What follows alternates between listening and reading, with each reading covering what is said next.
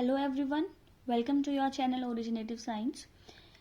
In this video we are going to discuss NCERT class 6th chapter number 11, that is light, shadows and reflections.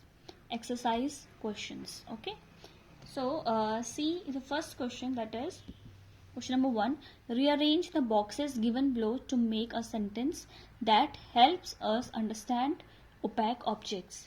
ठीक है, कि आपको जो भी boxes में जो भी आपको सेंटेंस दे रखे हैं उसको हमें रीअरेंज करना है. ठीक है, और ये जो सेंटेंस हमें दे रखा है यहाँ पे, ये है ओपेक ऑब्जेक्ट के बारे में, और ये हमें ओपेक ऑब्जेक्ट के बारे में बताएगा. ठीक है, तो we know that opaque object ऐसे ऑब्जेक्ट होते हैं, ओपेक ऑब्जेक्ट ऐसे ऑब्जेक्ट होते हैं जिनसे शेडो बनती है ना, जिनसे लाइट जो है पास नहीं हो सकती है और जो शेडो फॉर्म करते हैं. ठीक है, तो अगर हम ये देखें, यहाँ देखें तो हमें जो ये वर्ड्स दे रखे हैं, जो सेंटेंस दे रखा है, ठीक है, उसको अरेंज करके हमें क्या मिल रहा है, ओपैक ऑब्जेक्ट्स मेक शेडोज. ठीक है, जो ओपैक ऑब्जेक्ट होती हैं वो शेडोज बनाती हैं. ठीक है, okay, now moving on to the next question, that is question number 2.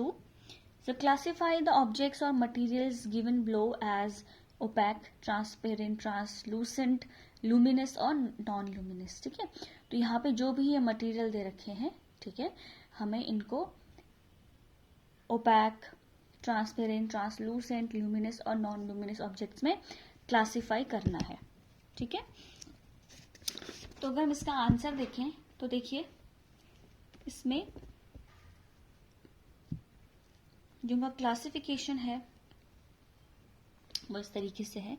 देखिए, ओपैक ऑब्जेक्ट मैंने भी आपको बताया कि ऐसे ऑब्जेक्ट जिनसे लाइट पास नहीं होती है, जो शेडो बनाते हैं. ठीक है, जैसे कि a piece of rock, a sheet of aluminium, a mirror, a wooden board, a CD, a wall, a sheet of carbon paper, an umbrella and a sheet of cardboard. Okay, then transparent ऐसी object होती हैं मतलब जिनसे light completely पास होती है, हम जिनके are पार देख सकते हैं. ठीक है, तो जैसे air, water, a sheet of plain glass.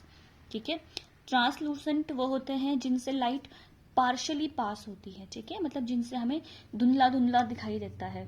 ठीक है, दिखाई देता है लेकिन धुंधला सा, लाइट पार्शली पास होती है उनसे. ठीक है, जैसे कि अ sheet of polythene, smoke, a sheet of cellophane, fog and a wire mesh. Okay, then luminous object वो हो गए जिनके पास जो लाइट एमिट करते हैं, मतलब which the object which have their own lights.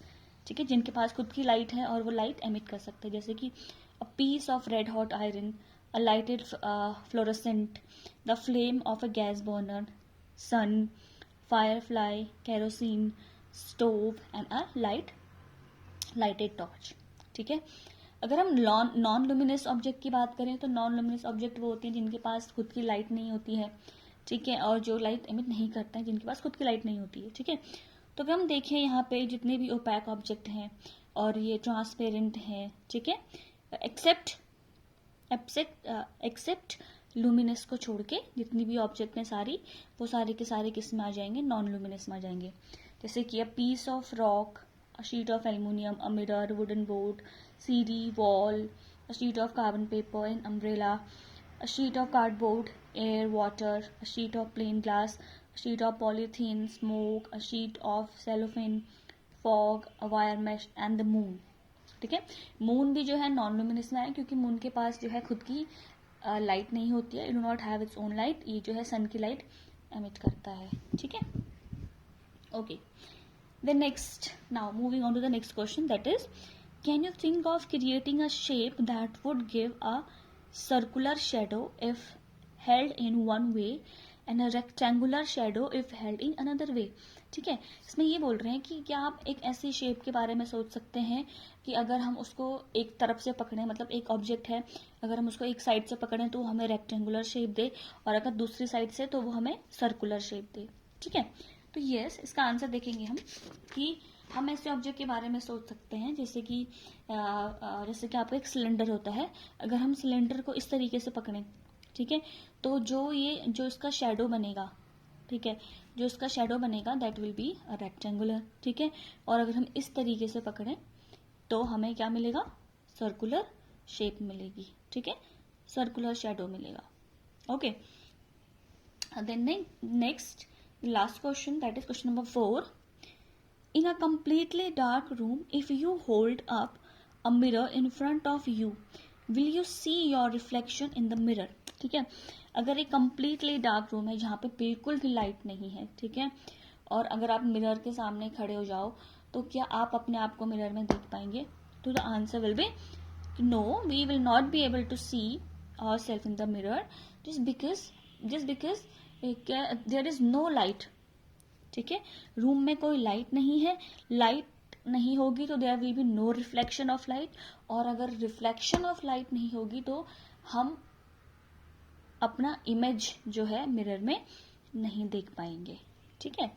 तो अगर हम आंसर देखें, no, in a completely dark room we will not be able to see our reflection in the mirror because in a dark room there will be no light for reflection, ठीक है।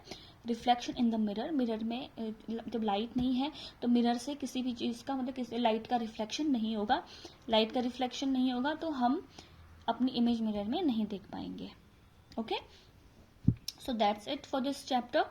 Okay, if you have any doubt you can ask me comment down, you can ask me comment in the comment section below.